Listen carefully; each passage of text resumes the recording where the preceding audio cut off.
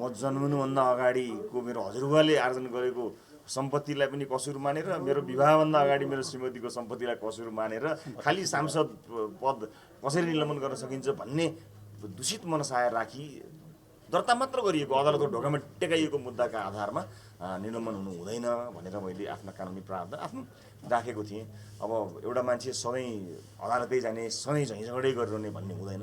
पहिला संसदका विषय संसदबाटै निराकरण गरौँ भन्ने मेरो अभिप्राय हो।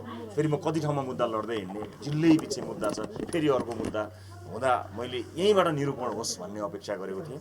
एउटा कुरामा सामान्यजी के सही हुनुभयो भने यसले चाहिँ भोलि प्रतिशोधको रूप लिन्छ है।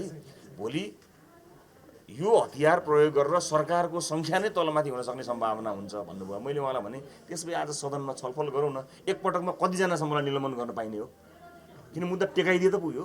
मुद्दा टेकाइदिएछ, मुद्दा किनारा लाग्न कति वर्ष लाग्छ यहाँ हामीलाई थाहा छैन। सम्पत्ति सुधि फेरि त्यो सरकारले गर्न सक्ने कुरा हो नि त।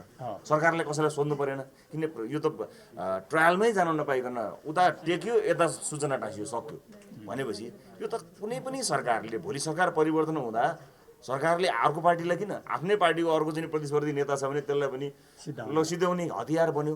त्यस कारणले यो मकसद होइन, यो चाहिँ यो अवस्थामा नजाउँ भनेर मैले यहीँबाट यसको समाधान खोज्नुपर्छ भनेर आज सदन यो सेसनको अन्तिम दिन पनि भएको हुनाले म यही प्रक्रियाबाट टुङ्गियोस्, राजनीतिक दलहरूसँग छलफल गरियोस् भनेर पुनः स्मरण गराउनको लागि आएको छु। उहाँ यो राजनीतिक हतियार बन्न सक्ने कुरामा उहाँ सचेत हुनुभयो र यसलाई उहाँले चिन्तित हुनुभयो उहाँले।